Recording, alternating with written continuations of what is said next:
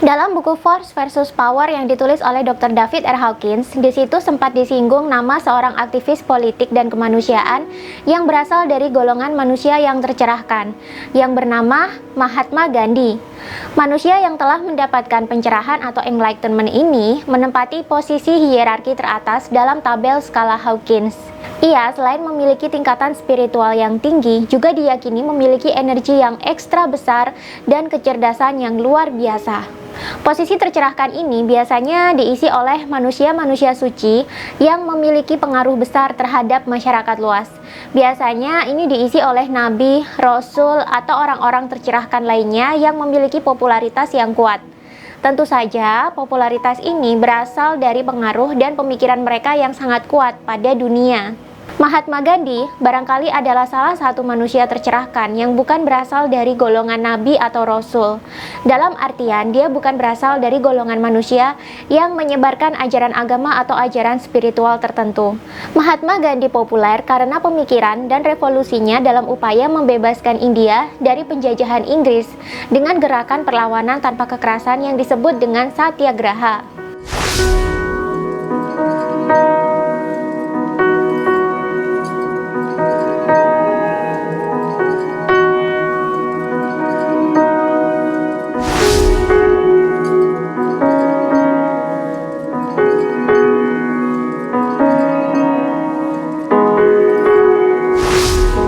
Biasanya, negara yang terjajah akan melakukan perlawanan dengan cara kekerasan sebagai bentuk pemberontakan.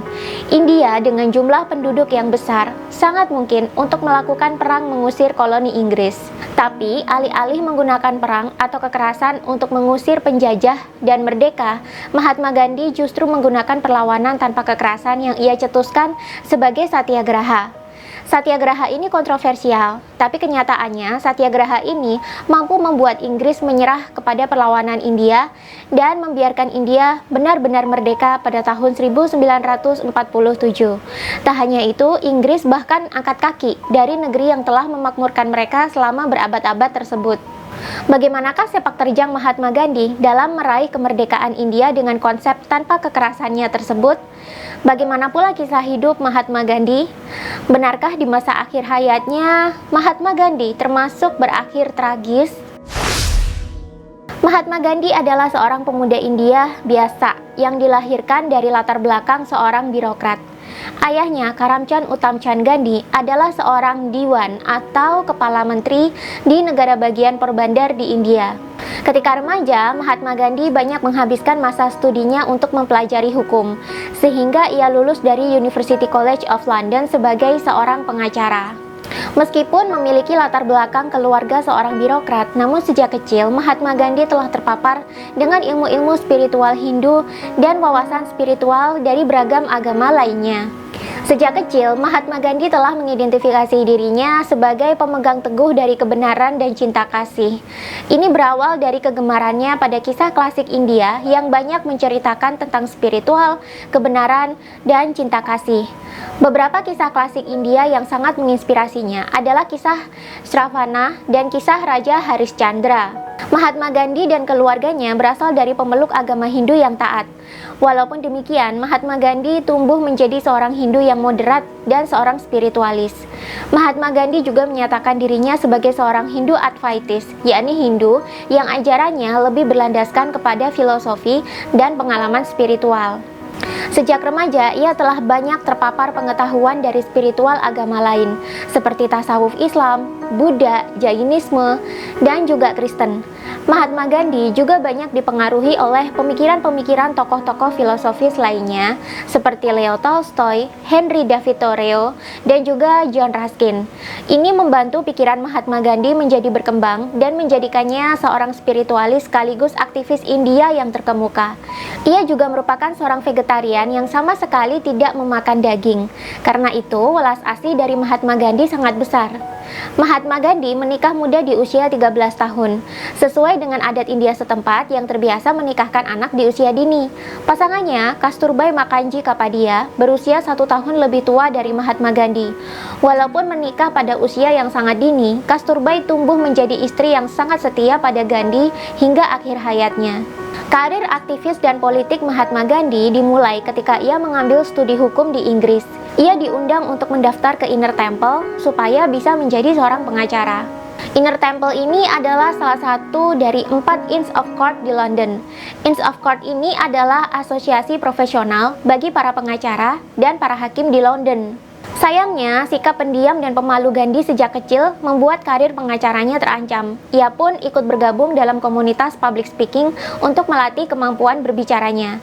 Setelah berlatih beberapa waktu, Gandhi akhirnya bisa mengatasi kekurangannya. Saat studi di London inilah, Gandhi mulai menunjukkan ketertarikannya pada kasus-kasus hukum yang berkaitan dengan kesejahteraan masyarakat.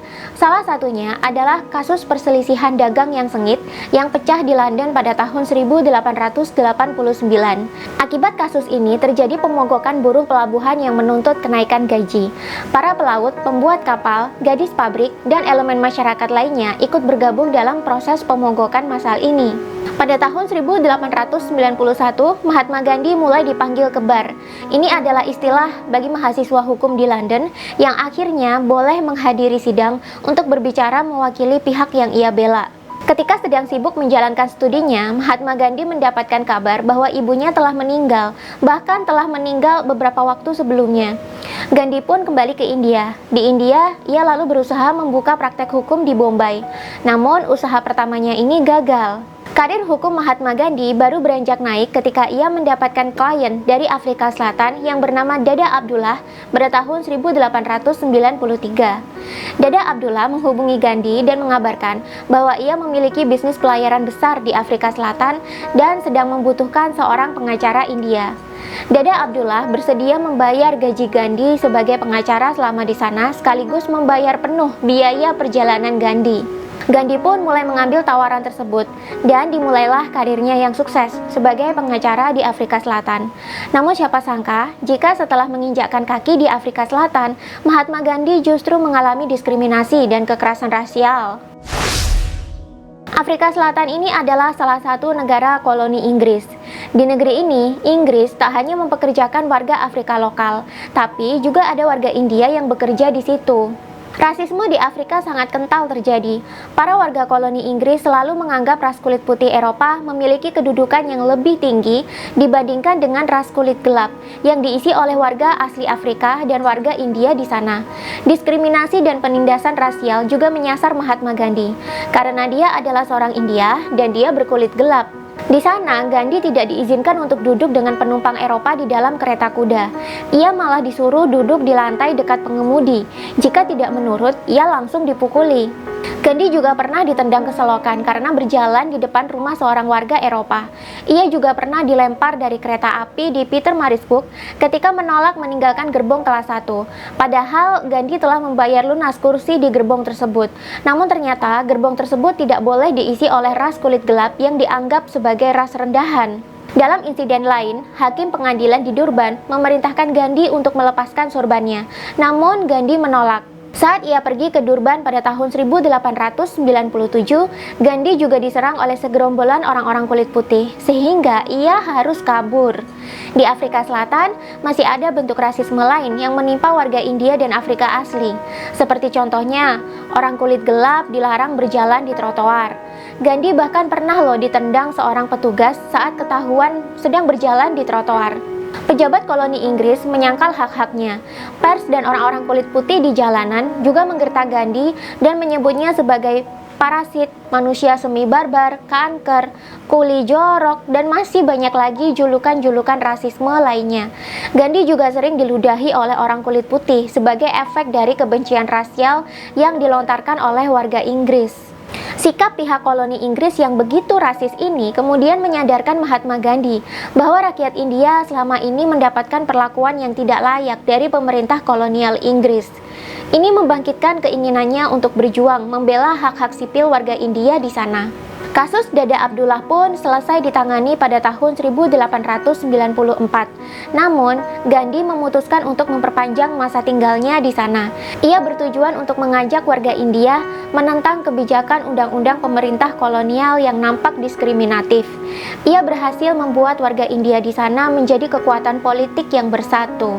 Pada tahun 1906, pemerintah Transvaal, salah satu negara bagian di Afrika Selatan, mengumumkan undang-undang baru yang mewajibkan pendaftaran penduduk koloni India dan Cina. Demonstrasi pun pecah pada tanggal 11 September 1906 untuk menentang undang-undang diskriminatif ini. Dalam demonstrasi tersebut, Mahatma Gandhi mulai melakukan metode satyagraha, yakni perlawanan politik tanpa kekerasan untuk menentang pengesahan undang-undang baru tersebut. Ia mendesak warga India untuk menentang pengesahan undang-undang tersebut. Namun di satu sisi, ia juga meminta warga India untuk melakukannya dengan aksi damai serta bersedia menanggung hukuman dari pemerintah kolonial karena melakukan penentangan. Metode satyagraha ini berhasil di Afrika Selatan. Satyagraha ini kemudian Gandhi bawa ke India. Metode satyagraha ini terus Gandhi terapkan hingga akhirnya India berhasil meraih kemerdekaannya dan mengusir Inggris dari negerinya. Mahatma Gandhi tetap melancarkan serangkaian protes dan pembangkangan sipil untuk melumpuhkan pemerintahan Inggris di India.